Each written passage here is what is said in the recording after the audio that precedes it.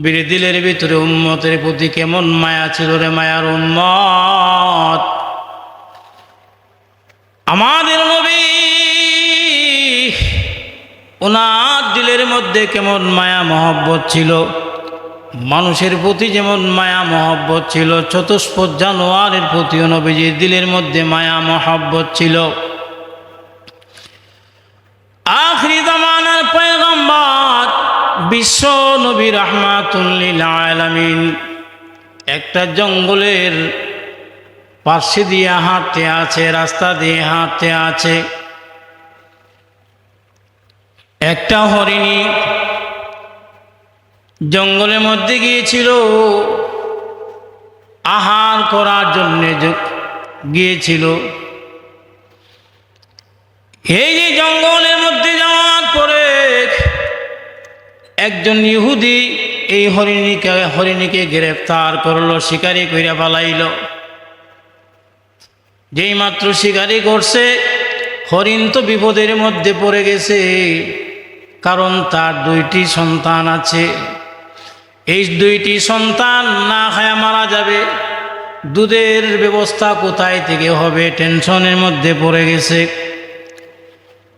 হঠাৎ করে বিশ্বনবী রাহমাতুল লিল আলামিন যখন এই হরিণীকে দেখলো ইহুদির হাতের মধ্যে, এইবারে বিশ্বনবী রাহমাতুল লিল আলামিন ইহুদিকে ডাক দিয়ে বলতে আছে, ওরে ইহুদি, এই হরিণীকে তুমি কেন গ্রেফতার করলে?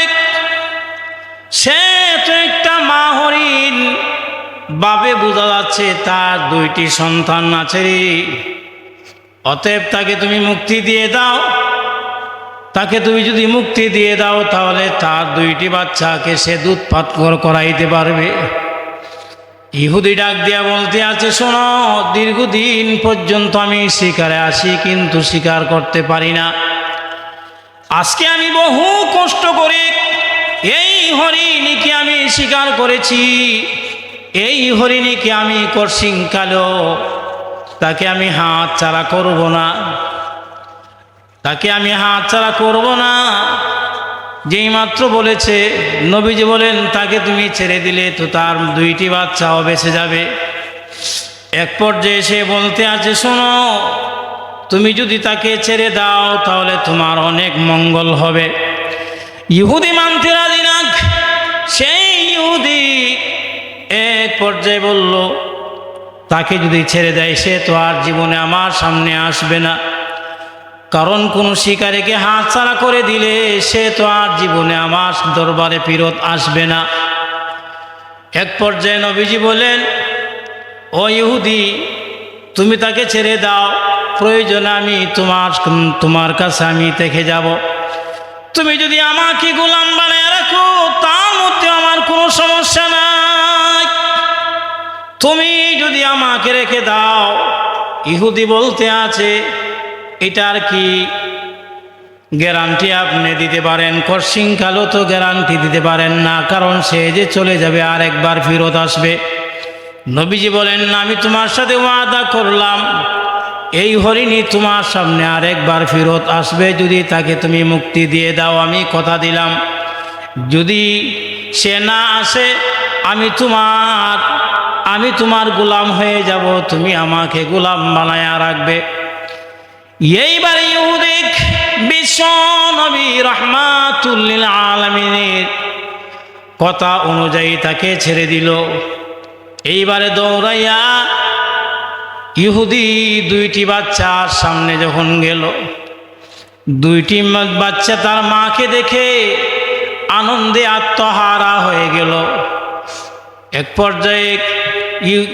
এক পর্যায়ে বলতে আছে, মা, এত দেরি কেন হলো? আপনি তো আরো আগে আসার কথা ছিল, কিন্তু আপনি এত দেরিতে আসলেন কেন? আমাদের পেট শুকায় গেছে, আমরা তো খাবার খাইতে পারতেছি না, দুধ খাইতে পারতেছি না গো মা। আমাদের পেটের সাথে লেগে গেছে, এমনকি আমাদের কলিজা শুকায় গেছে। যেই মাত্র বলেছে, এবার মা হরিণী ডাক দিয়ে বলে, মা রে, শুনো, তোমরা আমাকে জীবনের জন্য আমাকে একটু এক নজরে দেখে নাও, তোমরা আমাকে ভালো করে দেখে নাও, কারণ তোমরা আমাকে আমার কাছ থেকে জীবনের জন্য তোমরা দুধ পান করে নিয়ে যাও। মনে হয় আর জীবনে তোমরা দুধ পান করতে পারবে না, এই হলো তোমাদের জীবনের শেষ দুধ পান করা, তোমাদের কপালে আর দুধ জুটবে না। এক পর্যায়ে হরিণীর বাচ্চা বলল, মা এমন কথা আপনি কেন বলতেছেন? আপনার কথা তো কেমন হয় বুঝতে পারতেছি না। মা আপনি এমন কথা কেন বলেন? এক পর্যায়ে মা হরিণী তখন ডাক দিয়া বলতে আছে, শোনো, আমি যখন ওই জঙ্গলে গিয়েছিলাম, আহার করার জন্য যখন জঙ্গলে গিয়েছিলাম, একজন ইহুদি আমাকে স্বীকার করলো। স্বীকার করার পরে আমি বড় মুসিবতের মধ্যে পড়ে গেলাম। আমি তো কোনোভাবেই আসতে পারতেছি না। হঠাৎ করে দয়াল নবী রাহমাতুল লিল আলামিন এই রাস্তা দিয়ে হাইটা যখন যাইতে আছে, বিশ্বনবী রাহমাতুল লিল আলামিনকে যেই মাত্র দেখলাম, এক পর্যায়ে নবীজির কাছে আমি আমার বক্তব্য শোনার দেওয়ার পরে এক পর্যায়ে বিশ্বনবী রাহমাতুল লিল আলামিনকে আমি জামানত বানাইয়া আমি তোমাদেরকে দুধ পান করানোর জন্য আসি। আমাদের আখিরি জামানার পয়গম্বর রাহমাতুল লিল আলামিন ইহুদির কাছে বন্দি রেখে আমি তোমাদেরকে দুধ পান করানোর জন্য আসি। মা আমি আখিরি জামানার পয়গম্বরকে আমি লজ্জিত করতে পারবো না, আমি ওনাকে অসম্মানিত করতে পারবো না। জীবনের যত দুধ তোমরা খাওয়ার প্রয়োজন তোমরা খেয়ে নাও, তাড়াতাড়ি আখিরি জামানার পয়গম্বর রাহমাতুল লিল আলামিনের দরবারে আমার যাইতে হবে। আমার যদি দেরি হয়ে যায় নবীজি কষ্ট পেয়ে যাবে, অতএব তোমরা তাড়াতাড়ি আমার কাছ থেকে দুধ পান কইরা নাও। এইবারে হরিণীর দুইটি বাচ্চা বলল, মা আপনার জন্যে আখিরি জামানার পয়গম্বর রাহমাতুল লিল আলামিনকে আপনি ইহুদির কাছে রেখে আসলেন। আমরা তো এটা মানতে পারি না, আমরা আপনার দুধ পান করব না, চলেন তাড়াতাড়ি আমরা বিশ্ব নবীর দরবারে চলে যাই। যেই নবী আখিরি জামানার পয়গম্বর, নবীর কষ্ট হবে এটা কশিংকালো আমরা বরদাস্ত করব না গো মা। এইবারে হরিণী তার দুইটা বাচ্চা নিয়ে নবীজির দরবারে চলে আসে। ওই দিক দিয়ে ইহুদি নবীজিকে বলছেন, মোহাম্মদ তুমি না বলছিলে আমার শিকারী হরিণী সে ফেরত আসবে, সে তো এখনো আসতেছে না। এক পর্যায়ে মনে মনে বলে, যদি না আসে কোনো সমস্যা নাই, আব্দুল্লাহ ছেলে মোহাম্মদকে আমি চিরদিনের জন্য গোলাম বানায়া রাখবো, বাজারে নিয়ে বিক্রি করব, অনেক টাকা পয়সা আমি পাবো। যদিও আমার শিকারী হরিণী যদিও না আসে কোনো সমস্যা নাই। এক পর্যায়ে ইহুদি বলল, হ্যাঁ মোহাম্মদ তুমি না বলছিলে হরিণী সে ফেরত চলে আসবে, এখনো তো সে আসতেছে না। নবীজি বললেন, ইহুদি একটু ধৈর্য ধারণ করে, একটু সবর করে, একটু অপেক্ষা করো। আমার হরিণী আমার সাথে যে ওয়াদা করেছে এই ওয়াদা কশিংকালেও বারমাট হইতে পারে না। আমার 1000% বিশ্বাস এই হরিণী আমার দরবারে চলে আসবে। কিছুক্ষণ পরেই দেখা যায় হরিণী একা আসে নাই, তার দুইটা বাচ্চাও চলে আসছে। যেই মাত্র দুইটা বাচ্চা চলে আসছে, এক পর্যায়ে বিশ্বনবী রাহমাতুল লিল আলামিন ইহুদিকে ডাক দিয়ে বলল, ইহুদি তুমি না বলছিলে তোমার শিকারী হরিণী আর ফেরত আসবে না, সে কে আসছে কি না দেখো। এক পর্যায়ে বলল, এইবারে বিশ্বনবী রাহমাতুল লিল আলামিন হরিণীকে ডাক দিয়ে বলে, হরিণী তুমি একা আসলে, তুমি হয়তো তোমার দুইটা বাচ্চা কেন নিয়ে আসলে? দুইটি বাচ্চার জবান খুলে গেল। দুইটি বাচ্চা বলতে আছে, নবী আমরা আপনার জন্য কেমন পাগল, আপনি তো জানেন না আপনি হলেন আখিরি জামানার পয়গম্বর, আপনি হলেন রাহমাতুল লিল আলামিন, আপনি গোটা কায়নাতের জন্য রহমত, পশু পাখির জন্য যেমন রহমত, তদ্রূপভাবে আপনি হলেন মানুষের জন্য রহমত। আপনাকে বন্দি রেখে মা যখন চলে গেল, মা যাওয়ার পরে মা যখন আপনার কথা বলছে, আমরা আমাদের মা স্তনের মধ্যে মুখ লাগাই নাই, এমনকি দুধও পান করি নাই, আপনার মহব্বতে আমরা চলে আসি, আপনার মহব্বতে চলে আসি। এক পর্যায়ে হরিণী তখন নবীজির কাছে গুস্তাহি চাইলেন, মাপ চাইলেন, ওগো আল্লাহর নবী আমি আপনাকে কষ্ট দিয়ে দিয়েছি, আমি আসতে দেরি হয়েছে, এই যে দেরি হয়েছে, দেরিটা হওয়ার কারণে আপনি আমারে ক্ষমা করে দেন। এক পর্যায়ে ইহুদি যখন এই দৃশ্যগুলো দেখলো, তার মনটা পরিবর্তন হয়ে গেল। এক পর্যায়ে বলেন, মুহাম্মদ সাল্লাল্লাহু আলাইহি সাল্লাম আপনার সম্পর্কে আমার এমন ধারণা ছিল না, আজকে আমার ধারণাটা পাল্টে গেছে, আপনি যে আখিরি জামানার পয়গম্বর এর মধ্যে কোনো সন্দেহ নাই গো নবী। যেই নবীর সাথে পশু পাখি পর্যন্ত ওয়াদা খেলাপ করে না, যেই নবীর কথা সব প্রাণীরা শোনে, জঙ্গলের হরিণ পর্যন্ত আপনার কথা শুনে, এমনকি আপনার জন্যে জঙ্গলের হরিণের বাচ্চাগুলো আপনার জন্যে এত পাগল। ওগো আল্লাহর নবী আপনি যে আখিরি জামানার পয়গম্বরের মধ্যে কোনো সন্দেহ নাই। আমি আমার মনে চাইছে আমি আপনার হাতের মধ্যে হাত রেখে একটা ওয়াদা করতে চাই, আপনি কি অনুমতি দিবেন? এক পর্যায়ে বিশ্বনবী রাহমাতুল লিল আলামিন বলেন, ইহুদি তুমি কি ওয়াদা করতে চাও, মন থেকে কইলা বলো। এক পর্যায়ে ইহুদি বলল, নবী আমাকে আপনার কদম মুবারকে থাকার সুযোগ দিবেননি? আমার তো মনে চাই বাকি জিন্দগিটা আপনার কাছে আমার থাকতে মনে চায়। আল্লাহু আকবার, আপনার মনে আপনার সোহবতে আমার থাকতে মনে চায়, আমার মনে চায় আপনার হাতে হাত রেখা কালিমা পরে মুসলমান হয়ে যাইতে, আপনি কি মুসলমান বানায়া দিবেন? এইবারে মায়ার নবী বিশ্বনবী রাহমাতুল লিল আলামিন নবীজি হাত মুবারক যখন সামনে দিয়ে দিছে, মুহূর্তের মধ্যে ইহুদি তার হাত মুবারক নবীর হাত মুবারকের মধ্যে রাইখা সে উচ্চারণ করলো, আশহাদু আল্লাহ ইলাহা ইল্লাল্লাহু মুহাম্মাদুর রাসূলুল্লাহ। আগো আল্লাহর নবী আমি সাক্ষ্য দিতে আছি আপনি ছাড়া আর কোনো মাবুদ, আল্লাহ আমি সাক্ষ্য দিতে আছি আল্লাহ ছাড়া আর কোনো মাবুদ নাই, আপনি আখিরি জামানার পয়গম্বর বিশ্ব নবী রাহমাতুল লিল আলামিন আমি সাক্ষ্য দিয়েছি। মুহূর্তের মধ্যে ইহুদি কালিমা পড়ে মুসলমান হয়ে গেছে। সুবহানাল্লাহ, আল্লাহু আকবার। আল্লাহ রাব্বুল আলামিন নবীজিকে আমাদের জন্য রহমত হিসাবে প্রেরণ করে দিয়ে দিছে।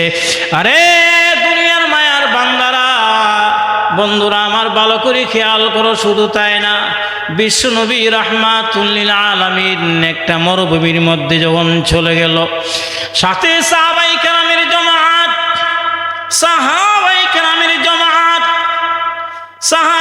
কেরামের জামাত নিয়ে নবীজি মরুভূমিতে যখন চলে গেল, এক পর্যায়ে একজন বেদুইন গ্রাম্য ব্যক্তি একটা গুইসাপ, যে গুইসাপ শিকার করেছে, নবীজির দরবারে গিয়ে উপস্থিত হয়ে গেছে। বাংলাদেশের মানুষ তো এখন সৌদি আরবের সান্ডা মনে করে বাংলাদেশের গুইসাপ পর্যন্ত খায়া পালায়। এখন তো গোটা সমাজটাই চলছে সান্দার সমাজ। ইউটিউবে ঢুকলে আর ফেসবুকের মধ্যে ঢুকলে শুধু সান্ডা আর সান্ডা। আমাদের নবীগঞ্জের এক যুবক সান্ডা মনে করে গুইসাপ ফাঁক করে খায় আসে, এখন হাসপাতালের রোগী। হায় হায়। এইবারে গ্রাম্য ব্যক্তি সাহাবায়ে কেরাম কি বলল, সাহাবীরা এই লোকটাকে আমি তো চিনলাম না। নবীজি বললেন, উনি সাহাবায়ে কেরাম বললেন উনি হলেন আখিরি জমানার পয়গম্বর। সুবহানাল্লাহ, উনি আখিরি জমানার পয়গম্বর রাহমাতুল লিল আলামিন। উনি হলেন আমাদের নবী, বিশ্ব নবী মুহাম্মদ সাল্লাল্লাহু আলাইহি ওয়াসাল্লাম। তখন ইহুদি বলল, আমি উনাকে মানি না। লাত উজ্জার কসম খেয়ে বলতে পারি আমি উনাকে মানি না, আমি উনাকে মানি না। নবী বলে আমি বিশ্বাস করি না, তবে আমি উনাকে নবী মানব তখন যখন উনি আমাকে একটা অলৌকিক জিনিস দেখাইতে পারবে। বলে কি? আমার হাতের মধ্যে যে গুই সাপটা আছে সে যদি সাক্ষী দেয় যে উনি নবী, তাহলে আমি ওনাকে নবী বলে বিশ্বাস করব, অন্যথায় আমি ওনাকে নবী বলে বিশ্বাস করব না। যদি উনি গুই হিসাবে যদি সাক্ষী দেয় যে উনি নবী, তাহলে আমি ওনাকে নবী মানব। এইবারে বিশ্ব নবী রাহমাতুল লিল আলামিন ইহুদি চেহারা দিকে তাকাইলেন। তাকাইয়া নবীজি বলেন, হে বেদুইন ইহুদি, তুমি শোনো, তুমি বলতে আছো তোমার গুই সাপ যদি আমাকে মানে, আমাকে যদি নবী বলে বিশ্বাস করে, সে যদি আমার উপরে ঈমান আনে, তাহলে তুমি আমার উপরে ঈমান আনবে। তোমার কথা কি সত্য? এইবার বেদুইন বলল, ইহুদি বলল, হ্যাঁ আমার কথা, আমি যা বলছি তাই সত্য, আমি তোমার উপর কালিমা পড়ে মুসলমান হয়ে যাব। যেই মাত্র বলল আল্লাহু আকবার, নবীজির কেমন মুজিজা, নবীজির কেমন শক্তি, আল্লাহু আকবার। নবীজিকে কতগুলো অলৌকিক শক্তি আল্লাহ দিয়ে দিয়েছিলেন, যেটাকে মুজিজা বলা হয়। মুজিজা এক পর্যায়ে নবীজি বললেন, ইহুদি তোমার হাতের মধ্যে যে গুই সাপটা আছে, এই গুই সাপটাকে তুমি ছেড়ে দাও। যেই মাত্র ইহুদি গুই সাপটাকে ছেড়ে দিল, ছেড়ে দেওয়ার পরে এক পর্যায়ে গুই সাপকে লক্ষ্য করে নবীজি বললেন, হে গুই সাপ, তুমি কি আমাকে চিনো? তুমি কি আমাকে চিনো? বলতে দেরি হয়েছে, গুই সাপের জবানটা খুলতে দেরি হয় নাই। এক পর্যায়ে গুই সাপ বলল, হ্যাঁ আমি আপনাকে চিনি, আমি কে, তুমি পরিচয়টা দাও। এক পর্যায়ে নবীজি বললেন, পরিচয় দেওয়ার আগে তোমাকে বলতে চাই তুমি কার ইবাদত বন্দেগী করো। এইবারে গুই সাপ বললেন, আমি আল্লাহ পাকের ইবাদত করি, আমি আল্লাহ পাককে এক বলে বিশ্বাস করি। তাহলে তুমি আমার পরিচয় দাও। যেই মাত্র বলল, মুহূর্তের মধ্যে গুই সাপ তখন উচ্চারণ করলো, আশহাদু আল্লাহ ইলাহা ইল্লাল্লাহু মুহাম্মাদুর রাসূলুল্লাহ সাল্লাল্লাহু আলাইহি ওয়াসাল্লাম। গুই সাপ যখন নবীর উপরে ঈমান আনছে, আল্লাহু আকবার, নবীকে নবী বলে যখন স্বীকৃতি দিয়েছে, মুহূর্তের মধ্যে এইবার বেদুইন ব্যক্তি বলল, আল্লাহর নবী আর দেরি করতে পারলাম না, মা ওয়াদা অনুযায়ী আমি আপনার হাতে হাত রেখে কালিমা পড়ে মুসলমান হতে চাই, আপনি আমাকে মুসলমান বানায়া দেন। আল্লাহু আকবার। মুহূর্তের মধ্যে এই বেদুইন ব্যক্তি কালিমা পড়ে মুসলমান হয়ে গেছে। এদের কপালে হেদায়েত ছিল, এই জন্য ওরা কালিমা পড়ে মুসলমান হয়ে গেছে। আবু জেহেল, ওয়ালিদ ইবনে মুগিরা, আস ইবনে ওয়াইল, এই তিনজন নবীজিকে এক জায়গার মধ্যে পাওয়ার পরে এক পর্যায়ে বলল, মুহাম্মদ তুমি নাকি আল্লাহর নবী? হ্যাঁ আমি আল্লাহর নবী। তুমি তো নবী দাবি করো। বলে হ্যাঁ আমি নবী দাবি করি। তাহলে তুমি যদি সত্যি নবী হয়ে থাকো, এই সূর্যকে দ্বিখণ্ডিত করে যদি তুমি দেখাইতে পারো, আমি তোমাদের উপরে ঈমান আনব।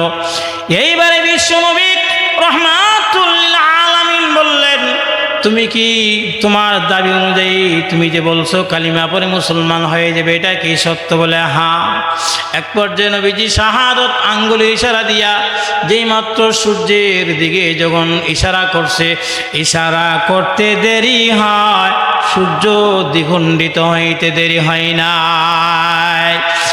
এইবারে কাফিরদের সর্দার আবু জেহেল, ওয়ালিদ ইবনে মুগীরা, আস ইবনে ওয়াইল যখন এই দৃশ্যগুলা যখন দেখছে, তখন তাদের উচিত ছিল কালিমা পড়ে মুসলমান হয়ে যাওয়া, কিন্তু বেঈমানের কালিমা না পড়ে এক পর্যায়ে তখন বলতে আছে, মুহাম্মদ এতদিন জানতাম তুমি সাধারণ একজন জাদুঘর, আজ থেকে আমরা বুঝতে পারলাম তুমি যে জাদুঘরের উস্তাদের মধ্যে কোনো সন্দেহ নাই, তুমি হইলে সবচেয়ে বড় জাদুঘর। আসলে এদের কপালের মধ্যে হেদায়েত ছিল না। নবীকে বলল, নবী নাকি জাদুঘর? আল্লাহ পাক রব্বুল আলামিন বলেন, আমার নবী জাদুঘর না, আমার নবী গণক না, আমার নবী হলেন আখিরি জমানার পয়গম্বর, সর্বশ্রেষ্ঠ নবী। আল্লাহু আকবার। এদের কপালের মধ্যে কোনো হেদায়েত ছিল না। শুধু তাই না, নবীর এরকমভাবে বলতে গেলে একটা বলতে গেলে সারা রাত হয়ে যাবে, ঘটনাগুলো নবীর মুজিজা বলা শেষ হয়ে যাবে না।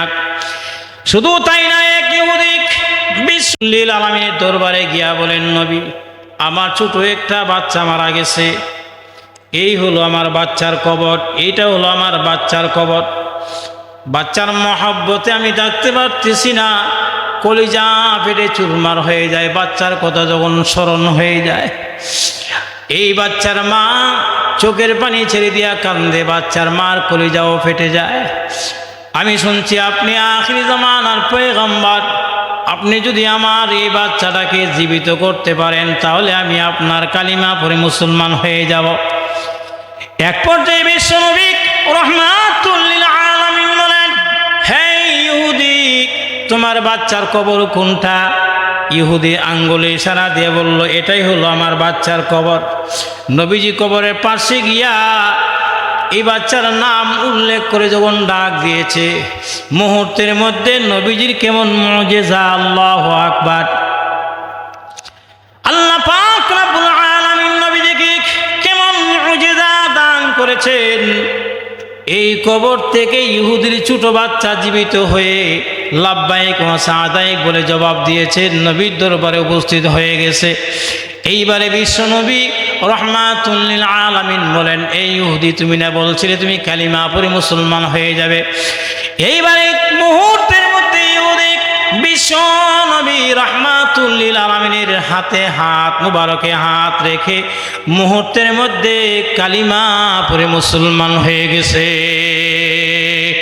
আল্লাহু আকবার। শুধু তাই না, আরো যদি বলতে চায়, হে আল্লাহ, নবীজির নাতি বলতে যায়েদ ইবনে হারেসা, নবীর পালক পুত্র ছিলেন যায়েদ ইবনে হারেসা। আপনারা ভালো করেই জানেন, এই যায়েদ ইবনে হারেসার ঔরস থেকে একজন সন্তান দুনিয়াতে আসছিলেন। এই সন্তানের নাম হলো উসামা। এই সন্তানের নাম কি? এই সন্তানের নাম হলো উসামা। বিশ্বনবী রাহমাতুল লিল আলামিন উসামাকে নিয়ে ভ্রমণে বের হয়েছে। একটা মরুভূমির মধ্যে যখন গেল, নবীজি এক পর্যায়ে হযরত উসামাকে বলেন, হে উসামা, দেখো তো ইস্তেঞ্জার কোনো ব্যবস্থা করতে পারো কিনা। হযরত উসামা রাদিয়াল্লাহু তাআলা মরুভূমির মধ্যে উনি বের হয়ে গেছেন, কিন্তু পরিবেশ তো দেখতে পাইছেন না। গোটা মরুভূমিতে প্রস্রাবের কোনো পরিবেশ নাই। এক পর্যায়ে গিয়া বলল, নবী গো, মরুভূমিতে আমি প্রস্রাব করার মতন কোনো পরিবেশ আমি পাইছি না। এইবারে বিশ্বনবী রাহমাতুল লিল আলামিন হযরত উসামা রাদিয়াল্লাহু তাআলা মুখে বলে, আরেকবার বের হয়ে গিয়া দেখো কোনো পাথরের কোনো ব্যবস্থা আছে কিনা, গাছপালার কোনো ব্যবস্থা আছে কিনা, গাছপালার কোনো ব্যবস্থা আছে কিনা। হযরত উসামা রাদিয়াল্লাহু তাআলা উনি বের হয়ে গেছেন। বের হয়ে যাওয়ার পরে গিয়া পাইলেন কতগুলা পাথর আর কতগুলা গাছ দাঁড়িয়ে আছে। এক পর্যায়ে উসামা যখন নবীজির দরবারে আইসা বলেন, ইয়া রাসূলুল্লাহ, ওগো আল্লাহর নবী, আমি তো কতগুলা গাছের সন্ধান পেয়েছি আর পাথরের সন্ধানও পেয়েছি। এইবারে বিশ্বনবী রাহমাতুল লিল আলামিন হযরত উসামা রাদিয়াল্লাহু তাআলা মুখে বললেন, হে উসামা, তুমি গিয়া আমার বরাত দিয়া গাছদেরকে বলবা সমস্ত গাছ যেন একত্রিত হয়ে একটা জায়গার মধ্যে চলে আসে। নবীর কথা গাছে পর্যন্ত শুনে মায়ার উম্মত আমরা নবীর কথা শুনি না। নবীকে জঙ্গলের হরিণ পর্যন্ত নবীর কথা শুনে, গুই সাপ পর্যন্ত নবীর কথা শুনে। নবীর কথা সবাই শুনে, কিন্তু আমরা নবীর কথা শুনি না। আমরা কত বড় দুর্ভাগ্য কপালওয়ালা। আরে যুবক, ভালো করে খেয়াল করো, নবীজি যখন হযরত উসামা রাদিয়াল্লাহু তাআলা আনহুকে বলল, এইবারে হযরত উসামা ওইখানে যাওয়ার পরে সমস্ত গাছদেরকে লক্ষ্য করে বলে, নবীজি বলছেন তোমরা একত্রিত হয়ে যাওয়ার জন্য। বলতে দেরি, মুহূর্তের মধ্যে গাছ প্রত্যেকের জায়গা থেকে অটোমেটিকভাবে এক জায়গায় চলে আসে। এক জায়গায় চলে আসার পরে এইবারে নবীজি হাতও সারলেন। হাজ সেরে যখন চলে আসেন, আসার পরে হযরত উসামাকে আরেকবার পাঠাইলেন আর বললেন, আরেকবার পাঠাইলেন আর বললেন যে যাও, প্রত্যেকটা গাছকে গিয়া এখন বলবা এরা যেন যে স্থানের মধ্যে চলে যায়। হযরত উসামা বলেন, নবীজির কেমন মুআজিজা, নবীর কথার কেমন পাওয়ার। নবীর কথা পর্যন্ত গাছে শুনে মুহূর্তের মধ্যে সমস্ত গাছদেরকে লক্ষ্য করে যখন হযরত উসামা বলল, মুহূর্তের মধ্যে প্রত্যেকটা গাছ যার যার স্থানের মধ্যে চলে গিয়েছে। নবীর কথা সবাই শুনে, কিন্তু বড় দুঃখের বিষয় আজকে আমরা নবীর কথা শুনি না। আল্লাহ পাক আমাদেরকে নবীর কথা শোনার, মানার, আমল করার তৌফিক দান করুক। সবাই জোরে বলুন আমিন। ওয়া আখিরু দাওয়ানা আলহামদুলিল্লাহি রাব্বিল আলামিন।